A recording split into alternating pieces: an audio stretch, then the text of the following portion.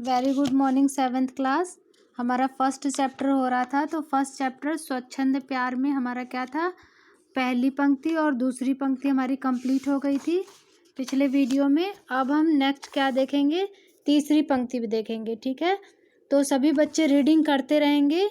और देखो अब क्या है इसमें पंक्ति में, हम भिखमंगों की दुनिया में स्वच्छंद लुटाकर प्यार चले, हम एक निशानी सी उर पर ले असफलता का भार चले।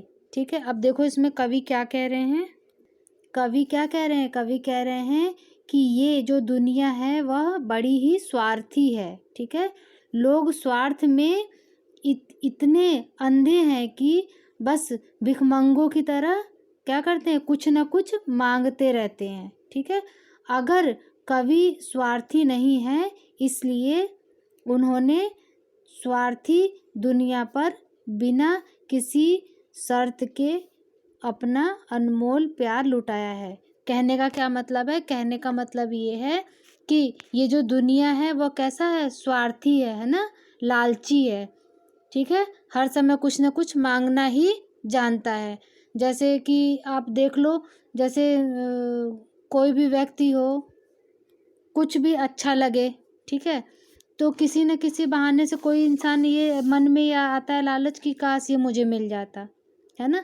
तो किसी चीज़ को जो मांगते हैं, जो लालची लोग होते हैं, उनकी दुनिया से बिल्कुल अलग कवि की दुनिया है। ठीक है, कवि की दुनिया क्या है, बिल्कुल ही इस दुनिया से, इन लोगों की दुनिया से अलग है।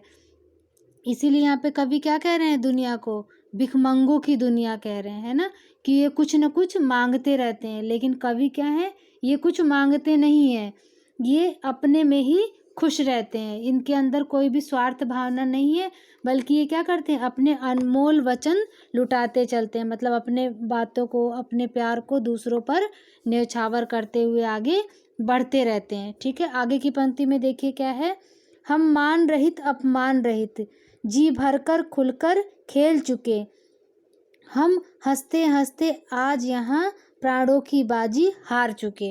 अब इसमें देखो कवि आगे क्या कह रहे हैं, कवि क्या कह रहे हैं कि इस पंक्ति में क्या था, सबको समझ में आ गया। इसमें यही है कि जो असफलता है, जैसे कि अगर हम किसी भी चीज़ से अगर हार जाते हैं, किसी भी चीज़ से मान लो कोई दिक्कत आती है, तो हम दूसरे पे ब्लेम डाल देते हैं कि तुम्हारी वजह से तो हुआ। अगर कोई कांच का टुकड़ा या कोई खिलौना टूट जाए तो आप दूसरे व्यक्ति को ही कहोगे, अपने साथ के जो खेलने वाले हैं, कि ये तुम्हारी वजह से मेरा खिलौना टूट गया। तो वैसे ही यहाँ पे कवि कह रहे हैं कि जब हम किसी भी काम से, किसी भी चीज़ से निराश होते हैं या असफल हो जाते हैं, हार जाते हैं, तो ये क्या है, हम दूसरों को दोषी नहीं बनाते हैं, हम खुद ही इस चीज़ को महसूस करते हैं कि ये मेरी ही गलती से यह असफलता मुझे प्राप्त हुआ है।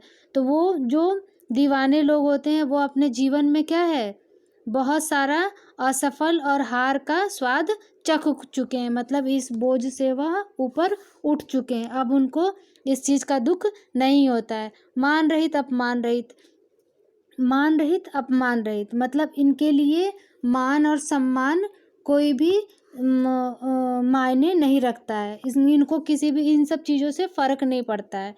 ये केवल अपने अपने को देखते हैं कि हम तो गलत नहीं हैं और हमारे अंदर कोई कमी तो नहीं है। ये केवल अपने आप को ही देखते हैं। ये दुनिया इनको क्या कह रही है, इससे इनको कोई भी मतलब नहीं है। अपने जीवन में क्या करते हैं, खुल करके जीते हैं, खुल करके हंसते हैं और अपने अपने बातों को और अपने विचारों को दूसरों तक बताते हैं। जो दुखी व्यक्ति होते हैं उनको भी सहारा देने की कोशिश करते हैं।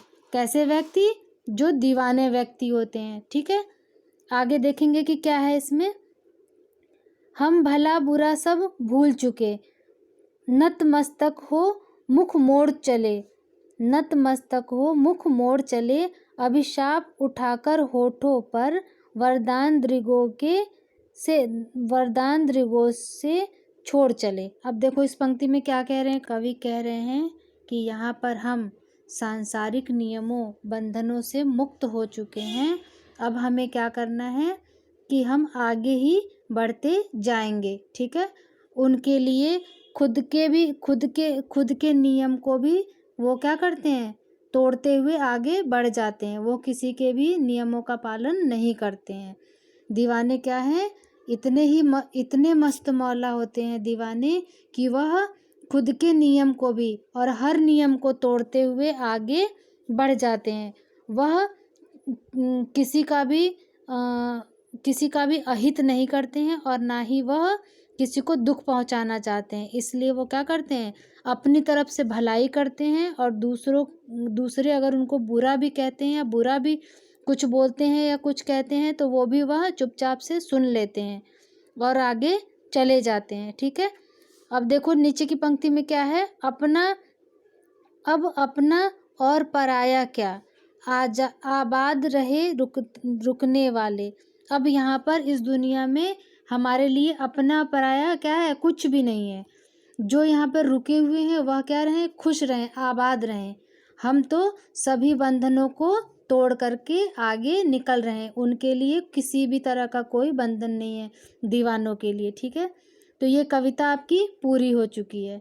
अब इस कविता का अर्थ सभी बच्चे समझ गए होंगे। अब आपको क्या करना है इसमें, अब आपका ये गृह कार्य है कि अब आपको शब्दार्थ लिखना है। ठीक है, 7th क्लास क्या करना है, शब्दार्थ लिखना है। आप देखो ये आपका होमवर्क है, सभी बच्चे करेंगे। ठीक है, सभी बच्चे ऐसे ही होमवर्क करेंगे अपनी कॉपी में, अच्छी राइटिंग बना करके क्या करेंगे, लिखेंगे इसको। ये आपका गृह कार्य हो गया, इतना कंप्लीट करेंगे। और उसके बाद से नेक्स्ट वीडियो में हम क्या देखेंगे, नेक्स्ट वीडियो में हमारा क्वेश्चन आंसर और ये बुक फिल करना बताएंगे। और तब तक आप क्या करेंगे, ये दूसरा चैप्टर जो है गाय की चोरी, ये आप क्या करेंगे, पूरे को रीडिंग करके रखेंगे ताकि जब मैम समझाएं तो आपको दिक्कत नहीं हो समझने में। ठीक है, okay students, take care, bye.